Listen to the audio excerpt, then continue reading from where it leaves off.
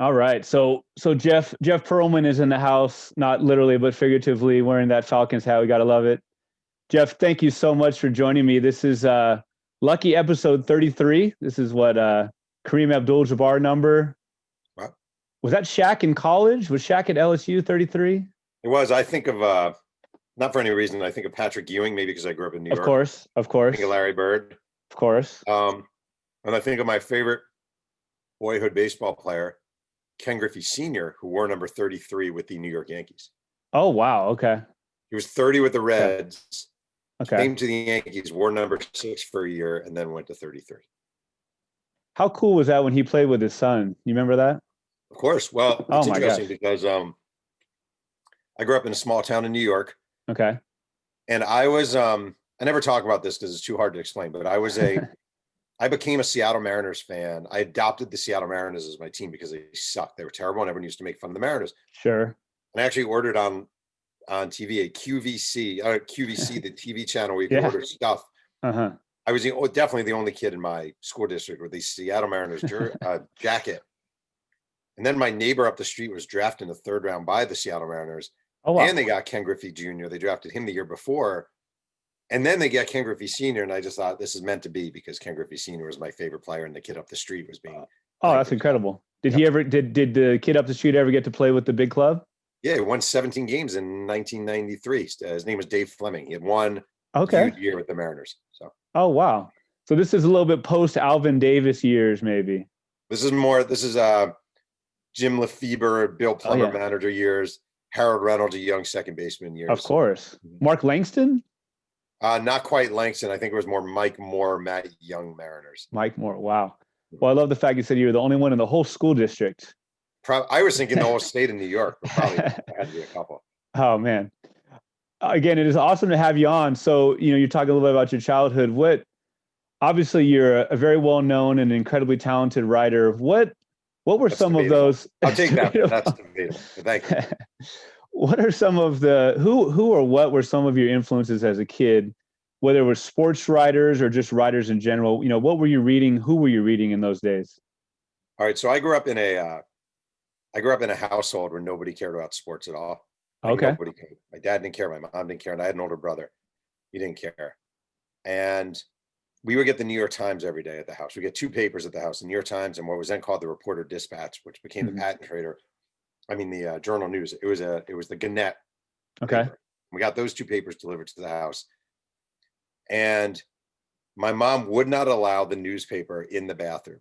You could not bring the newspaper in the bathroom. Fair enough. Except the sports section because I was the only one who read it. So to be blunt, I would sit there on the toilet for like an hour. Happy became my happy place, whether I had to actually use the toilet or not. And I'd read the sports section of the New York Times. And guys like Dave Anderson and Gerard Eskenazi and Mike Freeman, I don't know, different New York Times writers. And it wasn't that at that age I was paying attention to the bylines. It's not like I could have told you, oh, this is my favorite writer. But I absorb everything in the New York Times and I read the box scores and absorb that. And what really changed my life. I started going, the Mailpack at a very small public library, the Mailpack Public Library, very tiny. And it's been built up since then. And I became known to them as a guy who would come and get the kid who would get sports books. So I would go to the library. Mm-hmm. I'd always read Sports Illustrated in the library. They'd have it in the plastic binding, the library. Sports Illustrated. I'd go there and I'd read the old Sports Illustrateds. I'd go through the old things and read all the old ones. And they started calling me when new sports books came in. Like I would get a call from this one librarian and she'd say, hey, Jeff, just so you know, Ron Guidry's new book is in, or Reggie Jackson's new book is in. If you come down here, we'll hold it for you. And I lived about 1.5 miles from the library and I'd run from my home in Emerald Lane, up Union Valley Road and down blah, blah, blah. And left on Route 6 and there's a library. I have my library card. I give it to them. They'd be like, all right, Jeff, here you go. Book, run home, go in my room and just absorb them. And those books really became for me. I grew up in a very small, very white, very conservative, socially conservative town. And I just really, really, truly believe that reading those books and reading about guys, it's going to sound corny when I say it. It sounds corny, but I mean it. Guys with afros and guys with like Hispanic names, Joaquin Andujar or Alvaro Espinoza, and seeing lamb chop sideburns and guys with flashy jewelry and all that, like that really made an imprint on me. It really made an imprint on me, and opened my eyes to a world that I think I wanted to see. So I would say it's not a specific answer to what you asked, but that's kind of. I mean, what a great endorsement, of course, of reading and the idea of empathy and getting outside of your zone. Now, was this suburban New York City? This was about an hour north of New York City. So okay, it was a town called Mahopac. And nowadays you'll have people commute there because housing, it just got really expensive near New York City. But back then it was really considered. I would go to school with kids who maybe went to the city once or twice ever in their lives. Right. Like it was really rural. Okay. Really out of the way. Okay. And also being honest, the city was, I think for a lot of these kids and a lot of these families, like scary place, you know, where you'd have people and you'd have, you know, you don't want to go in this neighborhood and then that neighborhood. Sure. You go to the city, and we would go to the city all the time because my grandparents lived in the city. Okay. But for a lot of people, the city was, no, you don't want to go there. Yeah. Well, I love the reference to Joaquin the dog Andujar. I think that was Chris Berman's nickname for him. I love Joaquin. Did you ever read the Ron Lefevre story? Did I get the name right? Ron Lefevre? Are you talking about Ron LaFleur? Ron LaFleur, pardon me. Ron You're talking LaFleur. about the guy who was in jail? Correct. Come on. It's one of my, right? that book I got from the Stanford Library. My dad worked in Stanford, Connecticut, and he would bring me home sports books, and he brought me home the Ron LaFleur story, getting out of jail. Yeah, he was discovered in prison by Billy Martin, or Billy Martin, the Tigers manager at the time, went to see him in prison. Yeah. Right. Yeah. Well, I'm embarrassed to have mispronounced his name or missaid it. I was thinking of Jim Lefevre, I guess. But yep, definitely read it 2 or 3 times, you know. Those are some greats. Would you say that you grew up in a print-rich household? You talked about the newspapers. I mean, there was a lot of reading. My parents read a lot. We always read a lot. I read a ton. My brother read a ton. I still have these things sitting on my shelf right here. So these were big for me. Every year, these annuals came out. Oh, okay. Handbook of blank, and they were by Xander Hollander. I literally on my shelf have tons of these. And we had near my house, there was a mall called Baldwin Place. And in the mall, there was a Walden Books. Walden Books, wow. Was it Walden Books? No, it was like Book and Record was the name of the store. Quaint. Okay. And around the season when these things would come out, every time I would go to that store like every week. Do you have it in? Do you have it in? Do you have it in? Do you have it in? Yeah. And these things truly, truly changed my life as far as writing. Like I can still quote passages from these books and the way they describe different players and the language they used and the snarkiness and the so these things I absorbed. I literally have probably 30 of them sitting on my shelf right here. That's so cool. Yeah. That's so cool. You know, I had the pleasure to talk with Pete Croatto recently. Oh yeah. And he did a story about those. Yeah. He also referenced those, of course, and he talked about, like he said, the snarkiness, the sarcasm, just the different style. And I forget which Twitter account it is I've recently followed, and they're posting one of those or 2 of those every day, like a player profile. They're awesome. They're great. And I think it's definitely where I learned, and I had to rear this back as I got older, but I definitely learned a little bit of my meanness. Like I think I used to be a bit of a mean writer, and they were really kind of mean. If you sucked, they would tell you, you know. I remember it was, I think it was Pearl Washington of the Nets. They said, the biggest bust since Mount Rushmore. And that always has stuck with me, you know, like ouch. Stuff like that. And but I love those things. But am I correct in saying it seems very East Coast, very New York? I guess so. I mean, it's funny. When I was covering baseball at Sports Illustrated, I was really struck by the tone of New York writers and not even the tone, the feistiness of it. Sure. Like, they didn't take any shit, you know, and they would ask tough questions and they were unafraid of the answers and they weren't worried about some pitcher getting mad at them. They almost invited it in a way. And so I do think there's a New York sort of feistiness to it all that I actually do relate to. Yeah. The feistiness for sure. Well, you talked about memorizing passages from those books. You know, the name of this podcast is the Chills at Will podcast. And it's literally about those lines, those excerpts, those phrases that you memorize, that you know, like you're a hip hop head with a line that you keep repeating. Who were some of the authors, the writers, the sports writers, any genre that gave you chills at will, that, you know, that you can continue to repeat, that really made a huge mark on your life? And maybe you've talked about that already. Well, I mean, one of the big ones for me was when I was at, so I went to University of Delaware, Okay. and we had a good journalism program. It was more than student newspaper was great. The program was okay. And there was one guy for me who made it, and his name was Mike Freeman, and he now works at USA Today, but Mike wrote for Bleacher Report, and he wrote for the New York Times.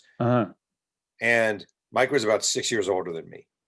And he was exactly what I wanted to be. Like his career was exactly what I wanted. So I would literally be at the university in the student newspaper offices, and I would go through the old bound issues and find all Mike Freeman bylines and study what he was doing, because I wanted to be just like him. And when he would have stuff in the New York Times, I'd read it and study it and just want to be just like him. Right. And he did this thing that I really liked, which is he had this very conversational way of writing about it. Very kind of like he's telling you a story and he's talking, he's leading you along. It's really hard to do. I'm not nearly as good at it or capable at it as he is. But he was one who was really big to me, like really big to me. And as I've gotten older, there's a writer named Pat Jordan who, of course, yeah, he's great. And I had him on my podcast. He's so fascinating. He's this really arch conservative, cranky sort of. He was writing on a typewriter until about 2 years ago, and he wrote a book called A False Spring, and it was about his time as a minor league baseball player. It's probably my favorite, if not my favorite book of all time. It's my favorite sports book of all time. Wow. Again, he just says it's so casual and so breezy, and so you're there, you're right there, you're with them. Sure. That kind of stuff really does it for me. Oh, that's great. Now, University of Delaware Mud Hens? No, is that the minor league team? Sorry. It's we're about to have the 46th president of the United States. You can show a little respect. That it's the Blue Hens. The Blue Hen. Okay, I wasn't too far off. No. Okay. Toledo Mud Hens, Delaware Blue Hens. Toledo. Yes. My apologies to all the alumni. Joe Flacco, Rich Gannon. Of course. Yeah. Of course. Oh, and others. Yeah. Who can you name maybe a book or two that maybe outside of the sports realm that's been formative for you? Oh yeah. My favorite book of all time, which I had to read as a senior in high school, is the Autobiography of Malcolm X. Okay. Which, for me, again, like white kid, rural, my high school was not diverse at all. I was probably one of about 20 Jewish kids. There were 2 African-American kids in my grade. Wow. And the autobiography, I made my daughter read it. My daughter's a senior in high school. I didn't make her. I asked her to read it earlier this year, and she loved it too. Again, it's like for years when I was growing up, not that things were nearly as political then as they are now, but you would hear about Reagan's great, Reagan. And then you read this book and you're just like, holy shit, like this is nuclear. This isn't just, groupthink. And this is really, and showing you another perspective that you would never, ever hear in the classrooms of Mahopac High School or most classrooms. Sure. And this sort of idea of a revolutionary approach to self-governance. I don't know. It was just the Autobiography of Malcolm X for me is still, I would say, the most important book I've ever read for me personally. Yeah. Wow. Well, I love that, right? Because there's a difference between a good book, a great book, even, and an important book, right? Important. I would say this was all 3. Well, yeah. And I would also say, being honest, like I've had people say to me, and it's going to sound cocky, but then it's not, that's yours. You wrote my favorite book of all time. And I always think you probably haven't read that much, because like, they're just factually better books, like my books are fun and they're entertaining and hopefully they're well put together. But when you read a book like The Things They Carried or the Autobiography of Malcolm X or anything by John Meacham or blah, blah, blah, Woodward, I mean, there's just like, there's really rich, great, and of course, classic book. I mean, my daughter's literally reading Jane Eyre right now. Like, there's so many great textured books out there that are different level than anything I can do. So. I think you're the 12th or 13th interview I've had, and I think 3 or 4 have mentioned the Autobiography of Malcolm X. It's great. It was just great. It was just, it was great. And the beauty is the movie, the Spike Lee movie, is one of the very few movies where the book is amazing and the movie is equally amazing. I feel like that almost never happens, and that actually happened with that movie. Oh, very rare. Yeah. Very rare. How about the sports part of things? Were you an athlete growing up? Were you a Knicks fan? Were you a Yankees fan? What were your athletic and fan days like as a youngster? So besides my Seattle Mariner fandom, I generally went I was a Yankee fan until teens. And then I went over to the Mets. I don't quite know why. So I was Jets are the only team I even care about now in any way, shape, or form. So I was I'm sorry to hear that. I'm sorry to hear that. Yeah. Let me just tell you real quick. I'm 6 years old. My brother's 8 years old. My brother David. We're sitting at the kitchen table, and my brother says, "I'm going to be a Giants fan," and I said, "Okay, I'll be a Jets fan." I always say this. My brother would not. He doesn't know who Eli Manning is. He wouldn't recognize Daniel Jones, Lawrence Taylor. Sure. And I get stuck with this shit sack team for the next. It is as unfair a fate as I've ever had. So you guys had that sort of relationship where you just had to say yes, like you couldn't have fought for the Giants. I wouldn't have even known to fight for the Giants. I was only 6. See. I just accepted my. Of course. Yeah. So, but, you know, you wear that misery like a vest. You just kind of deal with it. Well, no, of course. You talk about you were 6. I was about 6 when I decided to write autographs on my Michael Jordan rookie cards because why not?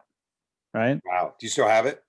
I sold one for about $120 when it's worth thousands, and the other one was just worthless. So I had 2 of them. Yeah, I do not have either of them now, and I'm very sad to say so. Interestingly, my mother recently was cleaning out a safety deposit box.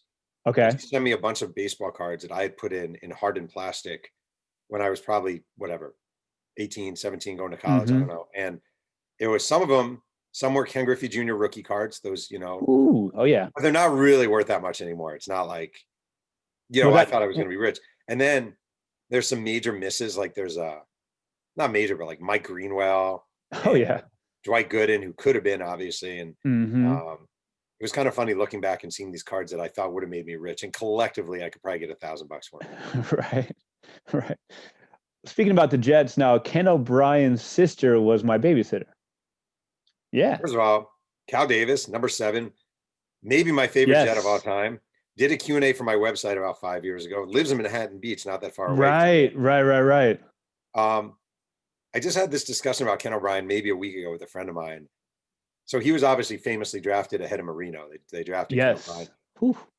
I maintain if the Jets had drafted Marino and the Dolphins had got a Ken O'Brien becomes Marino, and Marino becomes Ken O'Brien, because everything, much like Donald Trump, everything the Jets touch turns to shit.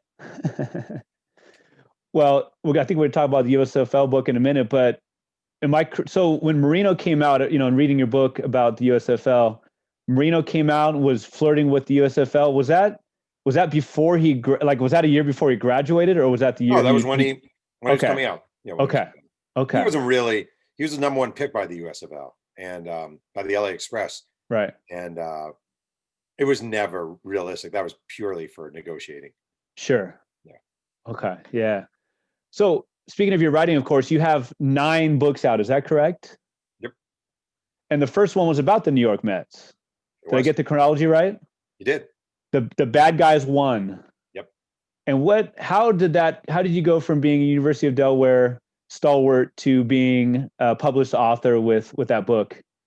I mean, there's a big gap. I'll give the quick rundown. I got out of Delaware, and my first job out of college was at the Nashville Tennessean, the daily newspaper in Nashville. I had interned there after my junior year at Delaware, and they hired me. And my first job was actually a food and fashion writer. Oh, wow. Okay. It was the only position they had open. I had no qualifications whatsoever. And I made $26,000, moved to Nashville 6 days after graduating from Delaware. Whoa. Didn't know what I was doing. Was a super cocky asshole. Thought he knew everything.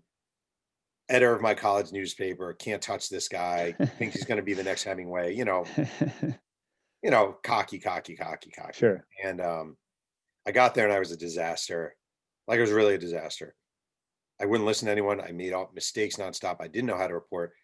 And in my time at the Tennessean, I basically got shuffled around from food and fashion to music to general assignment.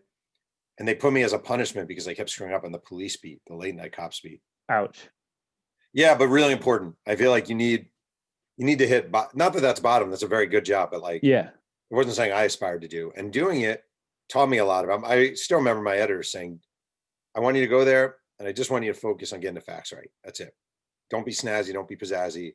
No, don't show. We don't even have to show us. You blah blah blah. Like, just get the report. And that was a real important moment for me. And I did that for not that long, but after I did it, they put me on the high school wrestling beat and put me in sports. And sports was my comfort zone and what I always wanted to do. Right. And I just loved covering high school wrestling in Nashville, Tennessee. I knew nothing about wrestling. I loved everything about it. And while I was covering wrestling, my dream from the time I was a kid was to write for Sports Illustrated. And I told my mom when I was in high school, early high school, I'm going to write for Sports Illustrated. And my mom's, not a sports fan, Jewish, New York. She's like, you got to be realistic, be a doctor, be a lawyer, And I was like, no, I'm going to write for Sports Illustrated. To her, that was like saying I'm going to be an astronaut. Like, it didn't really make sense. And I started applying to Sports Illustrated. And when I was in college, I did this thing when I was at Delaware.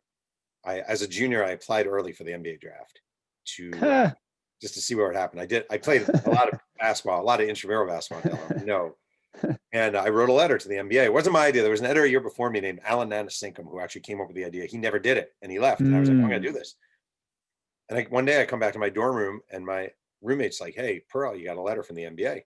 It's basically a letter saying, all right, we got your letter. You were surrendering your eligibility. And then I was home for winter break, and I got a call from the NBA basically saying, who the fuck are you? And I was like, well, it's before you could really Google people or search people. So I was like, I'm a forward at Delaware, which I was because I played for Edna's Edibles, the intramural runner-up. Okay. Oh, of course. Yeah. So, that all happened. And I wrote a story for my college paper. But then I was applying for a job at SI. And one time they said, well, why didn't you pitch us some ideas? And I pitched a bunch of ideas, rejected. I said, well, when I was in college, I applied for the NBA draft without having played college basketball. And they said, write that. And I wrote that story, and it got published, which is one of the great thrills of my life. And then 6 months later, I got hired by Sports Illustrated. And, dream come true. Called my mom from my little Nashville apartment. I told you. Yeah. And not vindictively, joyfully, Sure. And she was, it was understandable, her skepticism. So, I spent, 6 years at SI, most of it covering baseball. And late in my time there, an editor came to me and said, and book agent, have you ever thought about writing a book? And I was like, not really. And she was like, well, what about a book about the 86 Mets? And I was 13, 14 in 86, Okay. And I was in New York, and I love that team. And I just thought that's a great topic. Yeah. And I said, all right. She said, write a proposal. And her name was Susan Reed, and she taught me how to write a proposal. And I got a book deal. That's how I started writing books. It was just like, okay, I'll write a book. And then I didn't know what to expect or what would happen. And here I say, it was never a goal of mine to write books. When I was growing up, it was never like one day I'm going to write books. It wasn't even a thought in my head. Sure. So was it 96 to 2002 with SI? I got there late 96. I left and I spent a year and some change at Newsday. Basically, I was at SI covering baseball, and I got really tired of covering baseball. Okay. And I got tired of sports in a lot of ways. Yeah. And long story short, I was at the World Series in 2001. I've told this story a lot, but I was covering Yankees Diamondbacks. It was a great World Series. Oh, yeah. I was sitting there with Tom Verducci and Steve Cannella, who's now the editor of the magazine, and we were all baseball writers. And it was before one of the games, I had real bad stomach cramps. I had to go home, and I wasn't writing on deadline anyway. And it ended up being one of the great games in World Series history where Brosius hit the late home run off of Kim, blah, blah, blah. Oh, yeah. And I wasn't at the game. I was on my couch, my girlfriend's couch. She's now my wife. And I was so happy not to be at the game. Like, I was thrilled not to have to deal with the crush, not to have to deal with cameras hitting you in the head, not to have to deal with the cliches. And it was a moment, an awakening for me, because if you're a baseball writer and you're happy not to be at a classic World Series game, you probably shouldn't be a baseball writer. Sure. So I left and took a job at Newsday for a year as a general assignment, walk the streets of New York City and just write about whatever you want. Oh, wow. And after a year, that's when newspapers really started to hit the shitter. And after a year, Newsday got really bad. And I was like, I was going to try writing books. Here I am. Well, yeah, I mean, just like you, I'm a little bit younger than you, but I mean, Sports Illustrated was... I got to rub that in. Just trying to be subtle about it. Sports Illustrated, of course, was everything, right? And I would love to go back and for me, I mean, everybody who wrote for SI was incredible. And I, of course, remember your name. And I would love to go back and see which particular articles you wrote, because I know I read them. I mean, I'll never forget an article about Columbine and their football team that was written in Sports Illustrated. I think it was maybe Rick Riley. And I mean, just incredible stuff. So it makes total sense to me that you would want to be there, and that, you did such great work there, which led you into writing books and such. It was kind of like, I'll tell you, it was kind of like, I remember when I got promoted, because I started there as a scrub reporter, not a scrub, but you start low down and you work your way up, And this was sort of a heyday, financially at least, with Sports Illustrated. And they would have, when I was promoted to writer, come Christmas, come December, they would fly in all the writers from around the country. All the senior and staff writers would get flown to New York for State of SI meeting, and then this huge kick-ass party, right? And I remember my first meeting with all the writers. We're up for the State of Sports, and I'm finally a writer. And you're in this room, and it's like, there's Riley, there's Gary Smith, there's Lee Montville, there's whoever, like just the who's who of it all.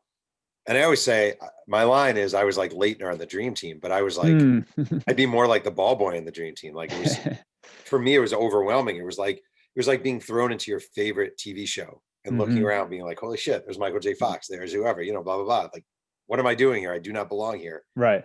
So, yeah. So kind of like me interviewing you right now. I would hope not. Help me with the name here, because great minds think alike. I was going to ask you about, is Alan Shipnuck? I really appreciated the episode of your podcast where you guys were talking about similar things, right? And I guess it kind of transitions into the idea of, Sports Illustrated was everything. And then, like you said, newspapers tanked and the internet took over and blah, blah, blah, things that you know better than I do. But what you talked about, it sounded like it was kind of like a high ballin', like out of the like Mo Money, Mo Problems video or something like that in those days, where you talked about SI was pretty generous with the spending, huh? It wasn't like I was Diddy and Alan Shipnuck was me. But it was like, the thing was like, all right, I remember I said this, I think, on the Shipnuck podcast. We had a writer named Michael Bamberger, who's a great guy, really good writer. One time I was with him, I'd say two things. I was with him at a game in Atlanta, and one of the members of REM stopped by just to say hi to me. And I was like, how the fuck do you know the guy from REM? It's like, oh, blah, blah. And then he was like, here's my philosophy on travel. I should be as comfortable on the road as I am at home. And he would bill like $400 a night for a hotel. And it was, the thing is, it was weird. I was just a freaking kid. I was 20 something years old, I was a kid, and you would show up to stadiums and they would make time for you. Athletes would make time for you. It mattered. Can I go to dinner with Gary Sheffield? Let's see if we can arrange that. Can I blah, blah, blah with Sean Green? Let's see if we can arrange that. It was a very, it mattered. Like getting on the cover of Sports Illustrated still really mattered. Getting in the magazine really mattered. And you could easily get caught up and think you're the reason it matters. But I was just a writer. I was just a person who had a Sports Illustrated business card. Sure. It was pretty sweet. It was pretty sweet. You talk about being on the cover. I know you're in Orange County. Do you remember Shea Cotton? Come on. I'll never forget that one. I'll articles about, let's say, Felipe Lopez. Oh, I know. I can picture it in my head. I know the cover. I would tell you, when you were a writer at Sports Illustrated, getting a cover story was my first cover story was Ichiro, his rookie year. They sent me to profile Ichiro, and it was for me, it was enormous. Sure. There's a frame cover. If I go like this, right over there. Okay. When I wrote a Walter Payton book, they excerpted it and put it on the cover. It's the only cover with my name on it. It says by Jeff Pearlman. Wow. My mother-in-law got that frame for me. That stuff meant a ton to you. Meant the world, yeah. I know we're going out of order a little bit, but you of course wrote the book. That's because you sent me questions and I refused to read them. and that's no problem. Yeah. But the USFL and Donald Trump. Did he? So he had that pretty much a prick moment, right? Where he. You're the one who wrote the book. Help me out here. He initially was the owner of the Generals, the New York, New Jersey team, right? Correct. And you told that great story about him, like basically being MIA for the meeting. Oh yeah. Like a call-in meeting. Was he pretty much? Go ahead, please. Well, the league was, excuse me. The league's first season was '83, and they were doing a lead up. In the lead up to it, they had all these teams figured out and who was going to own them. Uh-huh. And they got this young, you know, real estate tycoon in New York named Donald Trump to own the team in New York, New Jersey. And they have their league meetings in San Francisco, and everyone's there except the New York guy. Where's the New York guy? And then the phone rings, and they put on speaker. You know, you can picture like the big beige phone and the. Yep. All right, Donald, we hear you.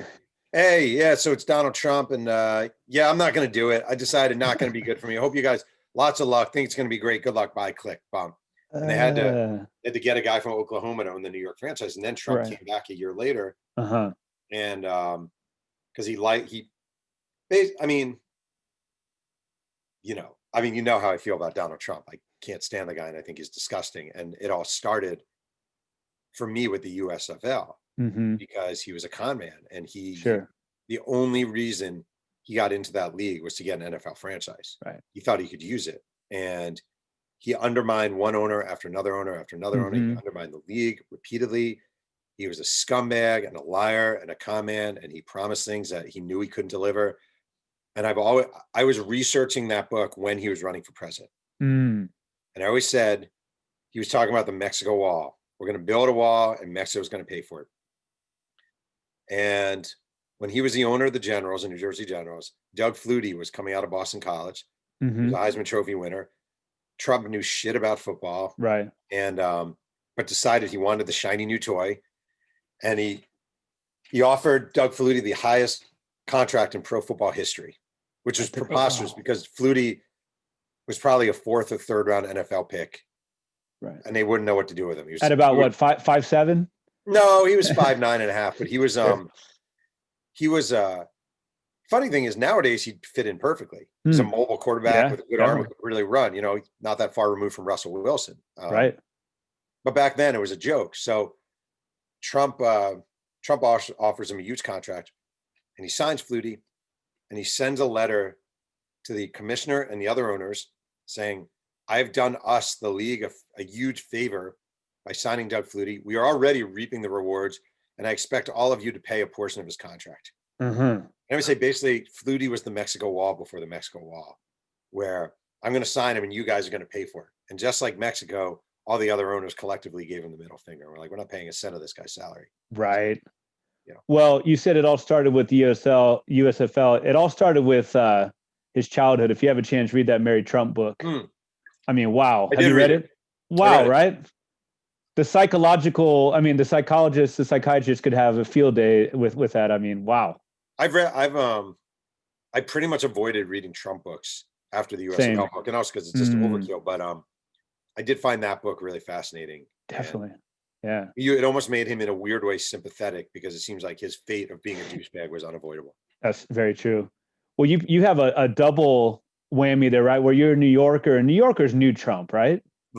I mean, very and then of course you did the USFL book, and you had so much inside knowledge on him. You knew what was going on if some of the world didn't. We didn't have a lot of excuses.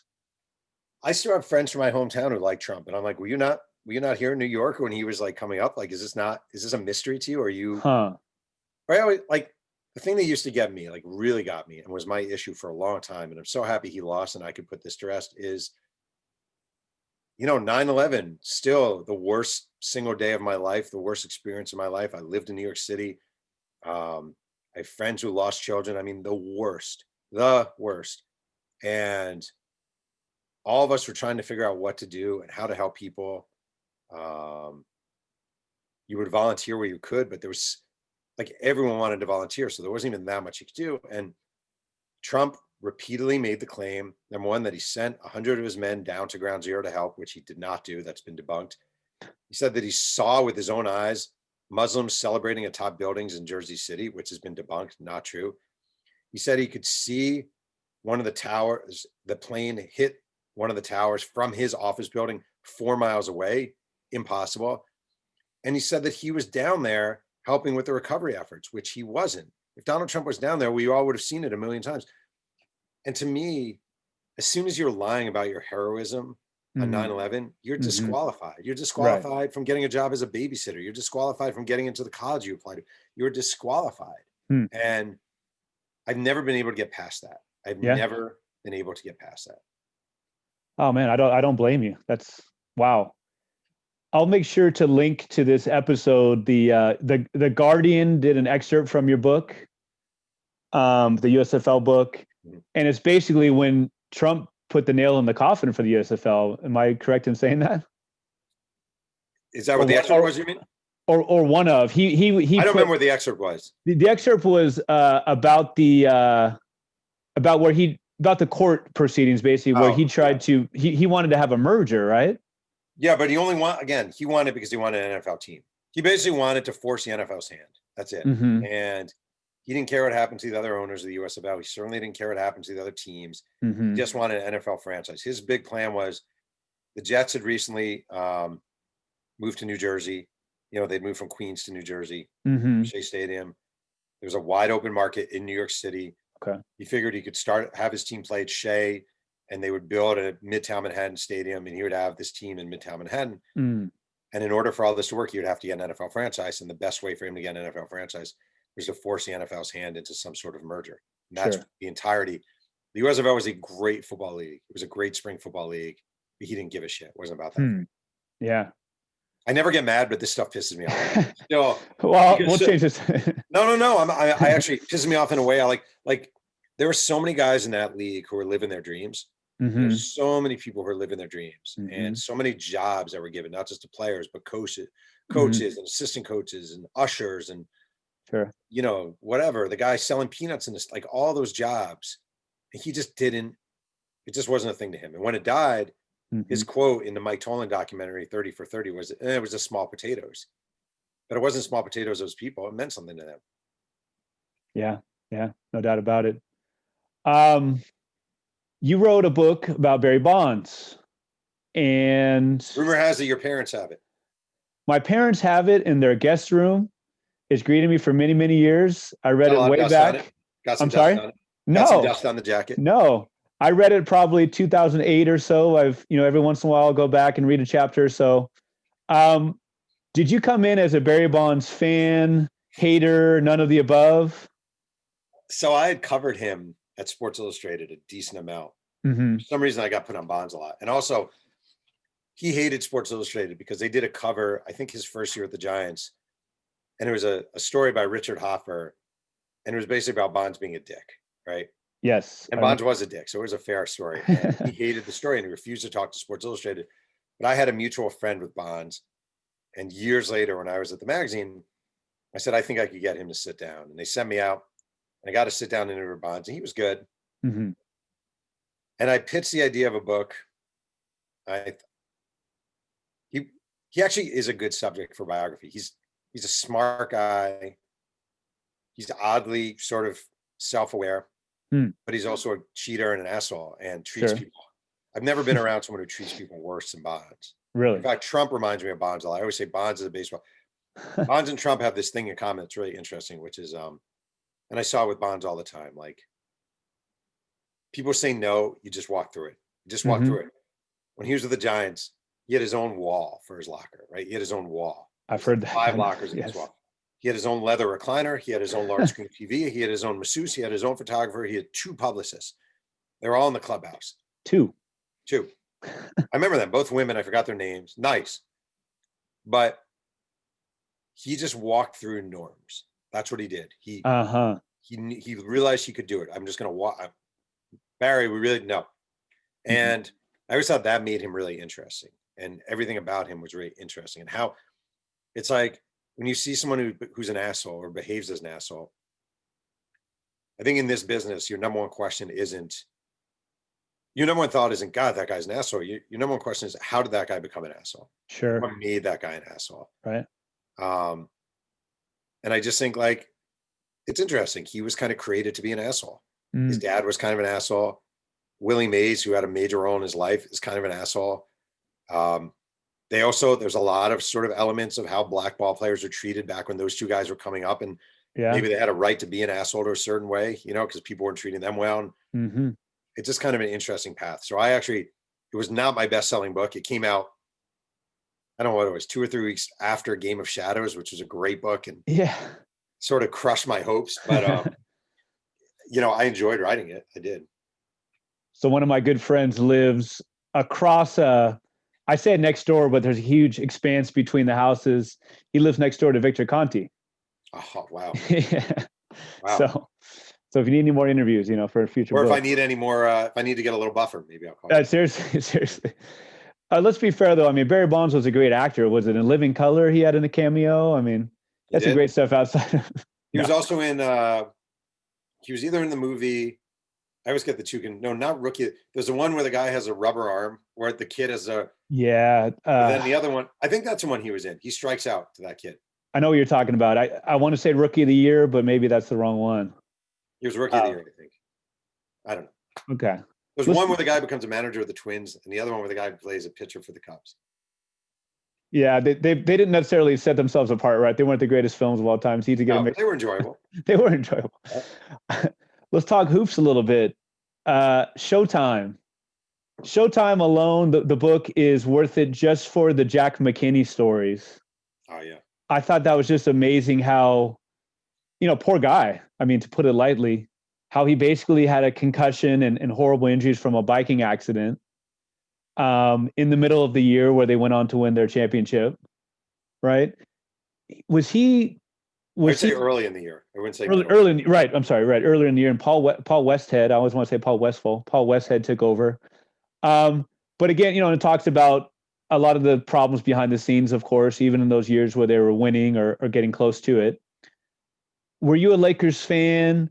I guess it goes into a bigger question about you as a writer. Do you feel that you're able to objectively set yourself apart from it and be a writer and not a fan? So I haven't been a fan in a long time. Okay.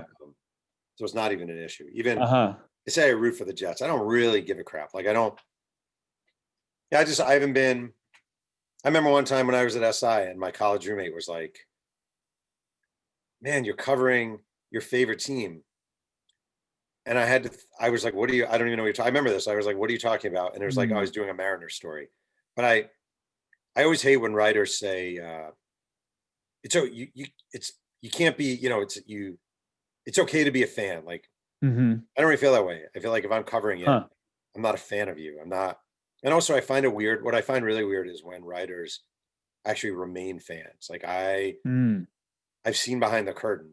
Sure. Like most writers have seen behind the curtain enough. You see that like it really is in the Seinfeld way. It's just laundry and they're playing for this team. And then next year they'll be playing for that team. And you see the mechanisms of how it all works. So for me, it's never hard there's nothing to separate from. You're a writer, Go back to the Barry Bonds book a little bit.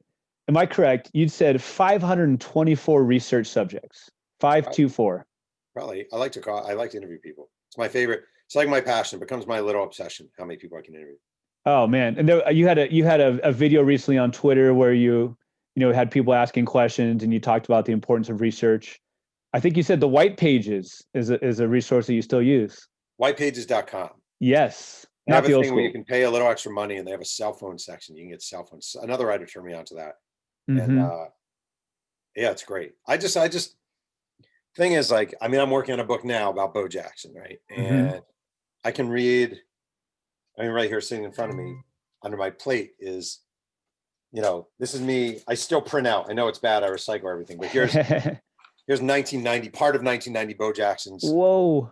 And that's just 1990, right? But I can read all these stories, but it's all stuff that people have told before. So, if I read a quote from a shortstop, blah, blah, blah, blah, blah, I don't know, whatever. I want to call those people. I want to talk to them. I want to get their memory, hear what wasn't in the story. Sure. And it's also the most fun part of the job by far. It's calling people and talking to them. Well, I mean, that's one of the things that makes your books incredible. It's just the research is so clear. You talked about in the Showtime book, it's one of Jack McKinney's press conferences. I think it was his introductory press conference. You talked about how the assembled writers got Coca-Cola and pretzel sticks. It's probably in an article somewhere.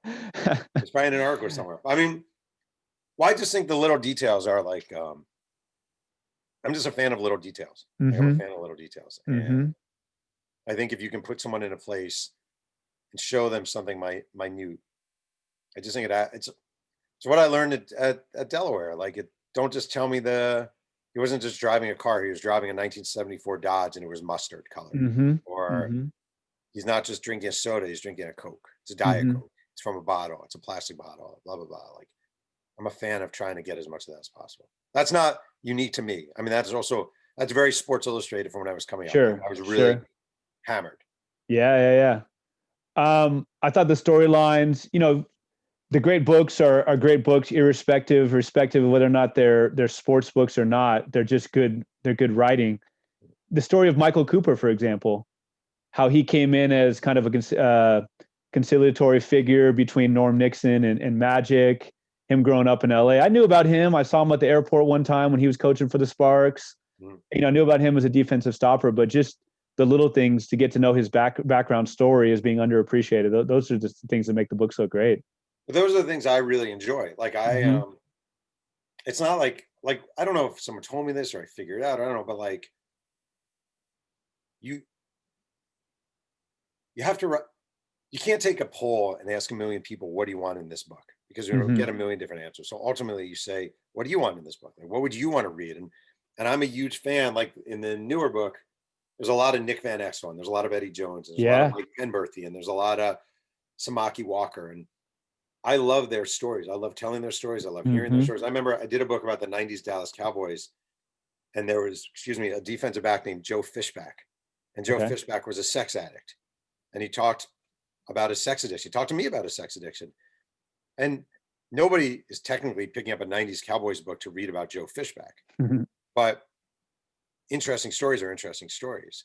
And all these people were there and all these people were part of it. If I just wrote about Shaq and Kobe, or I just wrote about Aikman and Emmett and Michael Irvin, it'd be the same shit you could see on a 30 for 30. Right. You in the most recent book, you mentioned something about Kobe, having obviously a higher level competition once he got in the league. You mentioned one of his former opponents named Julio Risco, and you even said the high school. I love that. Like, in other words, this guy he's playing against is not Julian Risco. Yeah. Well, I did for that, I did a newspapers.com search for old box scores, and I just found two of his opponents from high school. That's awesome. His random names he played against. And one more about the research. I did have to kind of take you to task for this. I think you were talking about Magic Johnson's late night talk show, which was, as you said, absolutely horrific. And you said something about that nobody would want to watch him with Vanessa Marcil. Vanessa Marcil was my crush, man, growing up. Tell me that beforehand. Oh man, What's was Vanessa everything. Up to now? I don't know. Not much. I think she was on that Las Vegas show with James Caan for a while, but that was probably 10 years ago, still on reruns. Oh, yeah. Hopefully she's still getting paid for that, but fair enough. I'm sorry. I didn't mean to insult you or Vanessa Marcil. Let's talk about Three Ring Circus. Can I just say, did you know Vanessa Marcil was married to Corey Feldman for several years? I did. Yeah. I did. Mm-hmm. And she converted to Judaism. Is that right? Okay.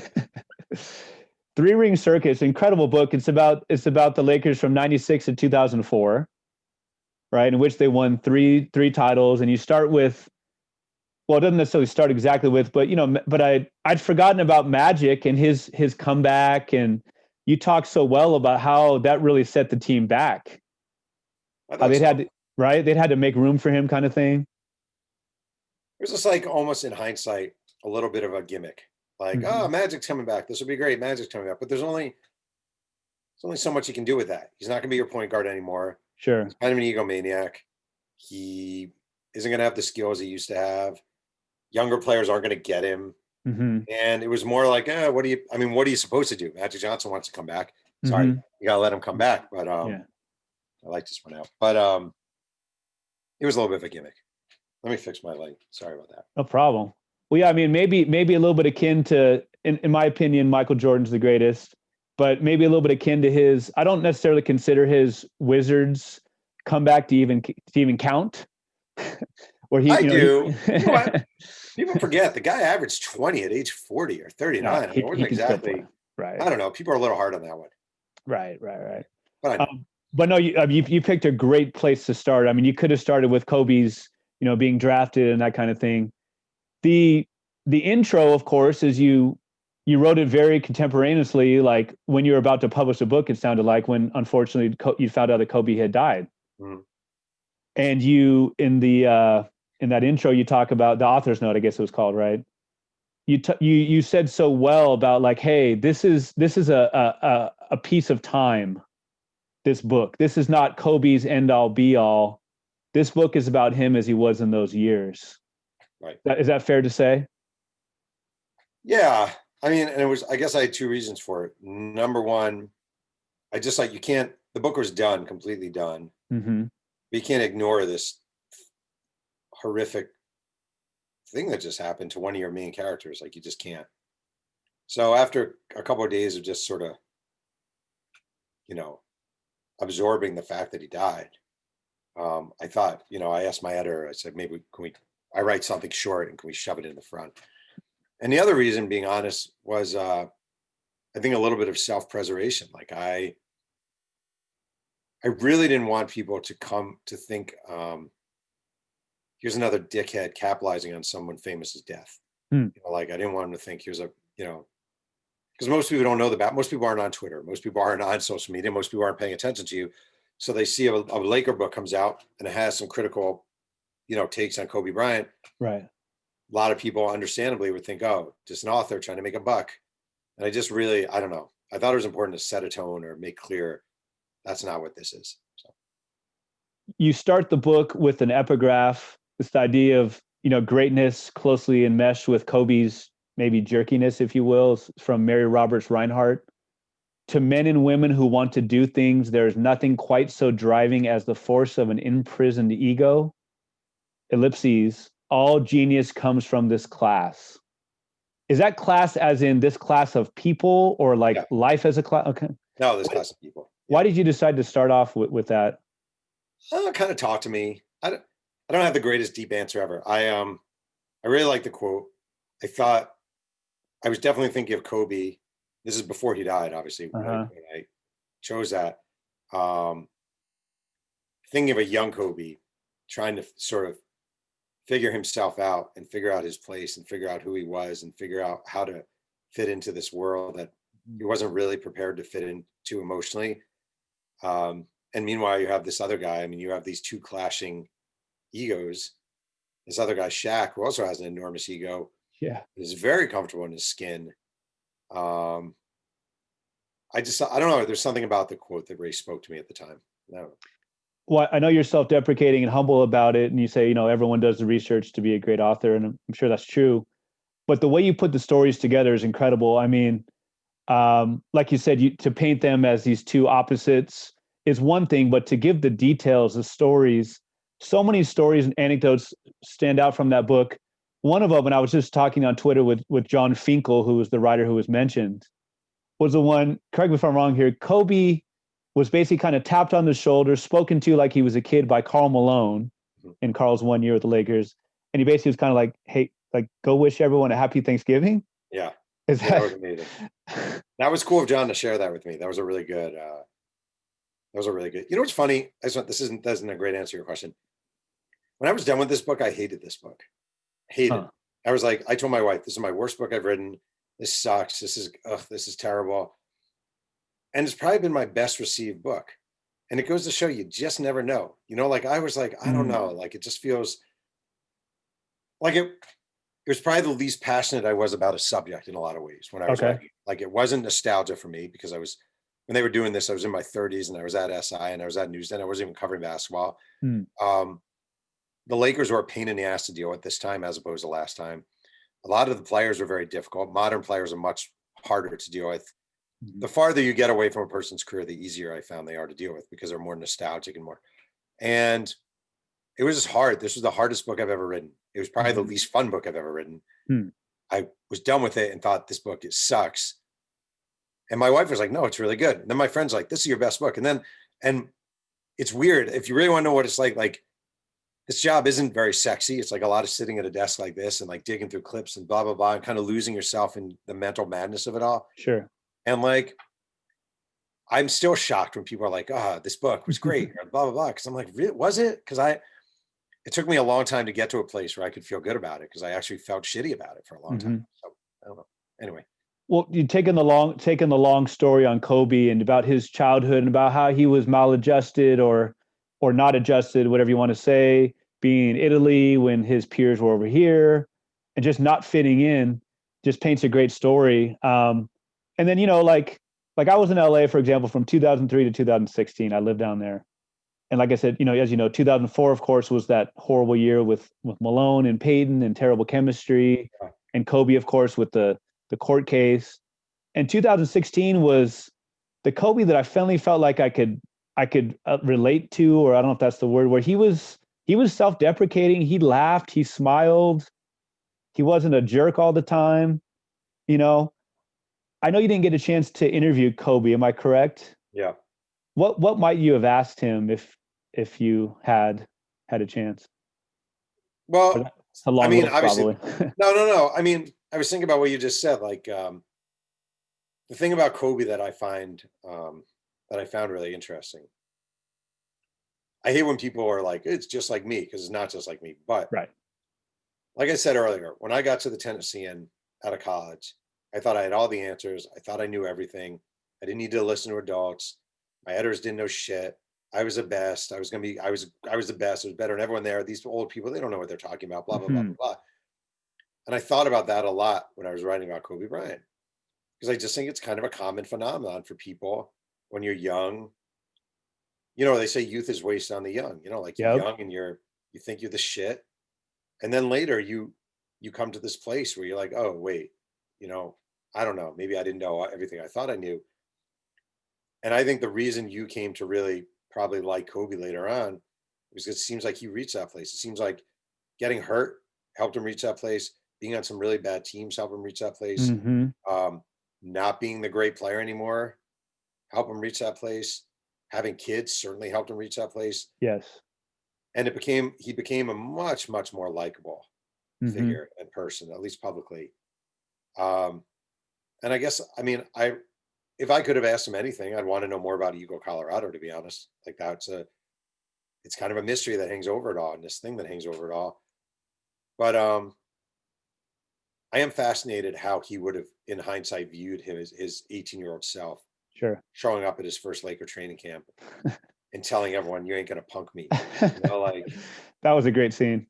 Yeah. And that's where, like, reporting, I got that from a guy. The first person who told me that was a guy named David Booth, who played at DePaul. I was in camp with the Lakers. And he's like, I'll never forget the first time Kobe, blah, blah, blah, blah. And I'm like, oh, it's amazing. But I feel like I'd be fascinated. I would be fascinated to know if he looks back or would have looked back at his early days and cringe, or kind of feel like, no, that's who I am and that's who I was. I think that's a really interesting thing to know. I love that juxtaposition of that meeting. You talk about Shaq basically saying, hey, what's up? I'm Shaq. Let's do this.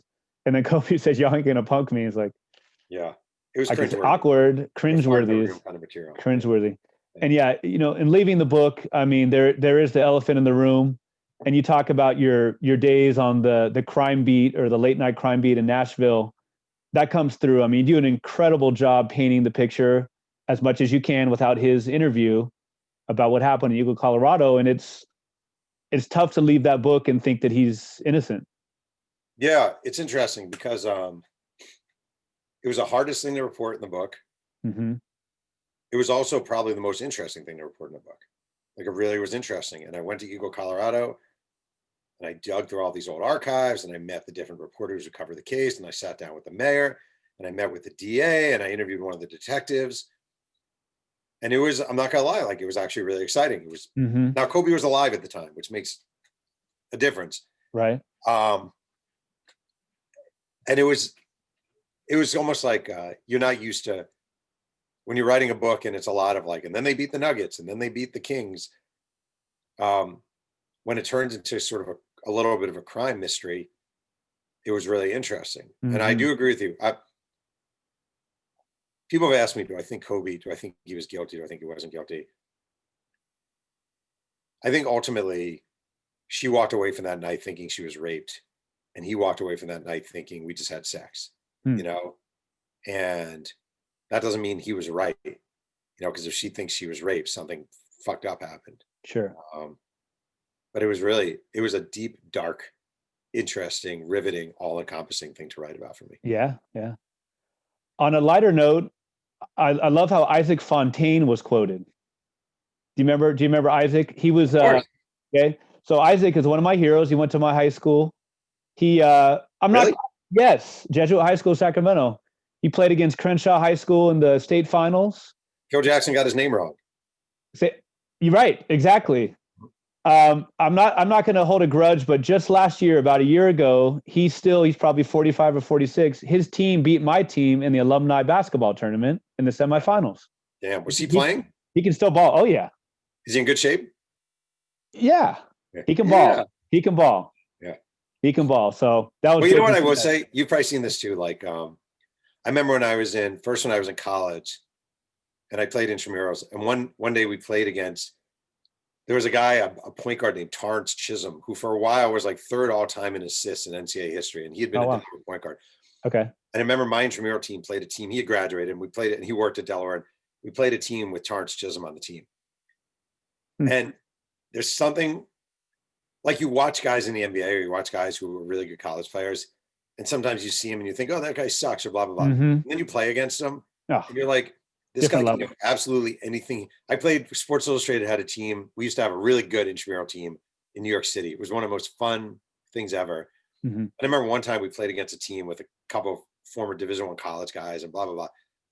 And these guys could do anything they wanted. If the guy decided you're not touching the ball for the rest of the game, I would not be able to touch the ball for the rest of the game. So even a guy like Isaac Fontaine at age 45, you still have that something. Oh yeah. So you declared earlier for the draft. What would the scouting report have said for Pearlman? It would have said, all right, so as an intramural, I still play Saturday pickups, not during COVID, but I was for a long time. Yeah. It'd be gangly, shot blocking rebounder with a deadly pump fake, but no real low post moves. I'd be not good. I'd be I'm a working class hustler. But a shot blocker, I like it. Yeah, shot blocker. I have very long arms. I was born with very long arms. Maybe one last thing about the book, J.R. Ryder. I love your description of the interview you had with him. You know, being a NorCal guy, of course, the East Bay Funk was everything. Yeah. Everybody wanted to do that, whether it was an 8-foot hoop or a 10-foot hoop. But I was struck by how he was a little bit kind of like, who are you? And then you said, hey, I want to talk about some memories. And he softened. Did you find that with a lot of the people? So I'm sorry. Oh, no. I would say J.R. Ryder was probably my favorite experience from the book because it was so terrifyingly delightful. You know, like, I didn't have, you alluded to, I didn't have a phone number. I only had an address. He was in Arizona and I was in Arizona for something. So I figured I'm just going to drive to his house and knock on the door. And I have a pretty good track record of knocking on doors. I'm terrified every time I do it, but I do it. Actually, I do want to say it's one thing about journalism that people don't know. Like, they think as you get older, it gets easier making the call or knocking on the door. But it's always scary. You just learn to go through that terror. You just learn to walk through it. You know, It doesn't mean you like it. So I knocked on his door. And a kid answered, and I'm like, hey, is JR here? And it's like, hold on. Woman comes to the door. I'm like, hey, my name's Jeff Pearlman. I'm looking for JR Ryder. I'm a writer. Oh, hold on. They close the door, and I hear some guy. JR Ryder comes to the door. Who the fuck are you? Hey, my name is Jeff Pearlman. I'm a writer. I hold up my USFL book. I'm like, hey, I'm writing a book about that. No, man. No. Bro, no. Fucking no. You don't fucking show it. You show my fucking door? Are you fucking kidding me? You just show my well, no, man, no. Then he comes out. He's big, you know. He's J.R. Ryder. He's like, man, it's fucking not cool. Man, it's not cool. Fucking man, you don't fucking just show up to someone's. Are you fucking? What's that book you have? I'm like, well, it's a book I wrote about the USFL. Is that the Trump League? Like, yeah. What are you writing about? Like, I'm doing a book about the Shaq Kobe Lakers. All right, man, I'll talk to you. He gave me like 2 hours on the phone. He couldn't talk then. He gave me 2.5 hours on the phone. Wow. It was awesome. It was great. I have nothing but admiration and love for J.R. Ryder. That's awesome. And also, like, I will say, when I was at SI early on, I've quoted this a million times. There was a guy I worked with named Jack McCallum, and he used to say, great. You're not going to make the most money, but you always have the best stories at your high school reunion doing this job. And I think like moments like that, like J.R. Ryder, I could have not driven to his house. I could have like walked away. I could have just knocked on the J.R. Ryder interview. The book would have survived. But it's just like the stories. It's all about the stories. It's about trying and going. Oh yeah. So, now I have a good story out of it. Now, was he Isaiah writer first, or was it JR then Isaiah? In the NBA, he came in as JR, then went to Isaiah. His Okay. name is actually Isaiah. So I think growing up, he was Isaiah, then JR, then Isaiah again. And now Fair I think enough. he goes by Isaiah. Actually, I got to say, really nice guy, really smart guy. Probably had some mental health issues, but really a nice guy to talk to. Yeah. Lastly, you have a podcast that's incredible. Is it? It is. It is, because you've had some great guests. You have everything from the most recent one was the woman from the Hallmark, makes the Hallmark movies. Yeah, right that. He's like, why are you reaching out to me? I was like, I want to talk Hallmark movies. Yeah, okay. Yeah. We talked about Alan Shutnuck. Chipnuck. Okay, pardon me. It's a golf writer, a sports writer. You've had all kinds of great guests, and you're incredibly generous with writers and wannabe writers and hangers on like myself. Why did you decide, or how did you decide to do the podcast? Maybe describe it in a couple sentences, if you would. Two writers slinging yang. I want to say something. I really mean this. It's Please. Important because all right, like every now and then I'll do a podcast like this or an event. And someone will say something like, oh, it's really cool that you made the time, or it's really like blah, blah, blah. And like you're talking to me about my books. Like, you're the one I should be like, it sounds stupid, right? I'm just some guy who wanted to be a writer. Like, that's it. Like, I got the same shit everyone else has, my office is a shithole and my kids are playing way too much screen time during pandemic. Nothing special. Like, and the thing is, I do remember, like, I always think about all the people who were good to me when I was trying to make it and I was trying to come up. And I also think of all the assholes who weren't good to me and who were assholes and who thought that this job meant they were special or something. And it doesn't, like, if you're lucky, you get 100 years on the earth, then we're dead and nobody remembers you. So like, you're not that special. And I just think I love writing. I love talking about writing. I love talking to writers who I read as a kid. I also love talking to young writers who are trying to make it on their way up. For me, I don't make any money off the podcast. I have a sponsor who sends my kid a free t-shirt every 4 months. That's about it. It's just it's truly a labor of love for me. And that's why I do it. But I hate when people are like, thank you so much. I'm like, man, it's just a gig, I'm lucky I get to do it. It's great. I've been able to do it, sustain, make a career off of it. It's awesome. It's the best job I've ever had. But any writer who treats you like shit, or any writers who's like, I'm not gonna do your podcast. It's like, who the fuck are you? You just write for a living. It's not that big a deal. Anyway, there's my little rant. Sorry, man. Well, no, much appreciated. That being said, I really do appreciate your generosity of time and spirit. Well, you're paying me $10,000, right? Okay, keep that, Yeah, right. Oh, yeah, sorry. Keep that between me and my accountant, right? Oh, yeah, sorry. What is this yang that you're slinging? The name is a little butchered. So there's the Lauryn Hill song called That Thing, Do What That Thing. Sure. And I thought she said slinging yang in the song. And I was like, for talking shit. But she didn't actually say sling yang. I think she said like, you got yang or something. And so I named it Two Writers Slinging Yang. And I don't think there is such a thing as slinging yang, which actually makes me like the name even more. Well, a Google search doesn't find too many results. So I think you might be right on that.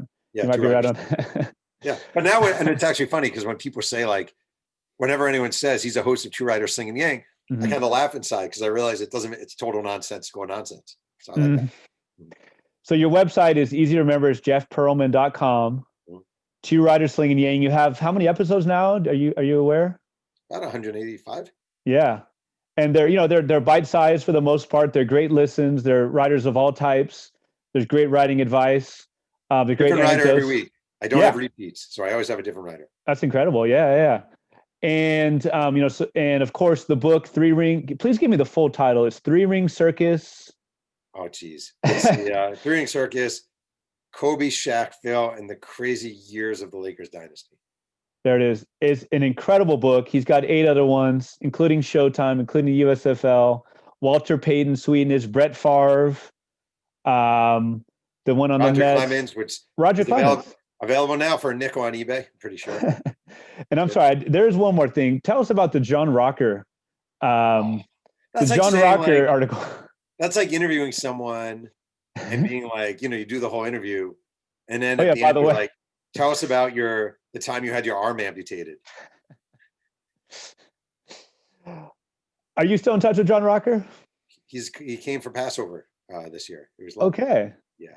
You have to be honest with me. Did you forget I wrote the John Rocker story? Did you not know I wrote the John Rocker story? No, I knew. Oh, you didn't know. Yeah. Oh, I dedefinitely knew. Yeah, no, that was my called it claim to fame at the beginning, right? Or infamy for many years. There's a moment in my life where I thought, is this what I'm going to be known for the rest of my life, right? In the John Rocker story. And I think the answer is yes, but that's okay. Yeah. I know from your Twitter that you're working on Bo Jackson. I mean, what an unbelievable athlete. And I'm not saying anything new. I'm not saying anything revelatory. What a just unbelievable athlete. And the fact that he was able to just do these 2 seasons. You remember him on Tecmo Bowl as well? Of course. Oh my God. One of the joys of researching a book on Bo Jackson, I've never said this about other players, is the YouTube clips are insane. Just insane. And the only other guy kind of like this was Walter Payton. His 45th best play, like most holy shit play, would be in the top 4 for most other professional athletes. No doubt. It's just ridiculous. Yeah. No doubt. What have you come to appreciate or realize that you didn't know about Bo Jackson through this research? I'm early in the book, so it's hard for me to give a great answer on that. Okay. I do think it's easy to forget how ridiculous he was. Like, it's easy because time has passed and he hasn't played a professional sporting event in 26 years. It's very easy to forget how ridiculously huge he was and how iconic he was, and how he and Jordan were really like this for a long time. Not for a long time, but for a stretch. It was him and Michael Jordan. Yeah. And then he had the hip injury, and that was it. And Jordan took off, and Bo Jackson kind of. And one thing I love about the guy, I have to say, is he's basically like a suburban dad in Illinois. Like he just kind of faded off and didn't seem to mind. He just hunts and runs his businesses and lives his life. I kind of have a lot of respect for that. I, of course, had the Bo Knows Bo poster. Oh, yeah. My daughter has it hanging in her room right now. Yes. Any idea? Have you had a chance to interview him in detail? Any great depth? Spoke to him once for about a half hour. He was very polite and very nice, but I don't think he's not helping me. He wished me well with the book. He wasn't a jerk about it, but it's not like he's like, yeah, let's do this together. Yeah. I cannot wait to read that one. I will be first in line. I think it was on the most recent episode of your podcast. You mentioned that you want to write the definitive biopic or bio of Tupac. I do. So will that be coming after the Bo Jackson book? I got to get a deal for it, but I would love to. It's kind of my dream. He's my favorite. He and Hall & Oates are my 2 favorite musical acts of all time. I love it. Yeah. So, and I don't think anyone wants a Daryl Hall biography, so I'm going to go with the Tupac biography. That's debatable. Well, you talk about Bo Jackson being kind of a suburban dad now. I always, a lot of my students, for example, are Tupac fans and they wear the thug life. And it's like, he'd be 48, 49 right now. And maybe he'd have a big old gut and he'd be, It's fascinating how the thing that actually always saddens me about Tupac is he was really smart. He was really savvy. He was a fantastic writer and he was a fantastic actor. And he made his money. And unlike you look at other hip hop artists from tough backgrounds, Ice Cube, Dr. Dre, I don't know, from that era, they were able to sort of leave that world behind, right? Because they made it. Snoop Dogg, it doesn't mean it doesn't mean you walk away from your past, and it doesn't mean you don't try to help people from your past. But that, all right, I made it. Like I made it. I can get a house, a really nice house, and I don't have to work the streets anymore, and blah, blah, blah. I don't have to put myself in harm's way. And to me, one of the great tragedies of Tupac is he made it, but he never escaped the lifestyle. And I just think I really do. I really feel like we lost a guy who would have been a tremendous artist in a million different ways. Maybe he would have been a poet. He kind of was a poet. Maybe he would have been an Academy Award-winning actor. I don't know. Yeah. And I hate that. I really hate that. I mean, straight out of Central Casting, as our favorite Trump would say, right? I mean, his mom was a Black Power activist, like you said, creative, handsome as all get out. Yeah. So poetic, had it all, and the youth is wasted on the young. Maybe part of the story. He was great in a lot of movies. I mean, Poetic Justice is not a great movie, but he was great in it. And there's exactly. I love Tupac. Exactly. I really do. And I think when I hear interviews with him, I think this is a really smart guy who just refused. He was very loyal to his past, and I don't know, just it's really a bummer. So I think there have been Tupac books. I wouldn't be the first, but I feel like a deep dive into Tupac would be fascinating. Looking forward to it so much. Again, it's been an absolute pleasure for me and a privilege. I'm a huge fan of yours. Just so people know at home, you're not being paid by the Falcons, nor is that the Long Beach Dirtbags, Long Beach State. Yeah, okay. I have both of these were sitting in my closet, and I'm like one of those guys when you're this age and you kind of have the hair going, you put a hat on. I just gave it away. So. He's not being compensated, but is incredibly generous with his time and with his advice and with his words. Kind of like the Bill Walsh, you know how Bill Walsh had that coaching tree. Jeff has been the same with writers and sports writers. So thank you so much. Really appreciate it. It's been an honor, and I wish you great luck in your continued writing. Yeah, well, thanks for having me on. I appreciate this. Folks, this is Lucky episode 33, the Shaq at LSU, the Larry Bird episode. And I hope that this quarantine time has given you time to really invest in the great writers, the great writing, writers like Jeff Pearlman who give you chills at will. Thank you so much. We'll see you next time.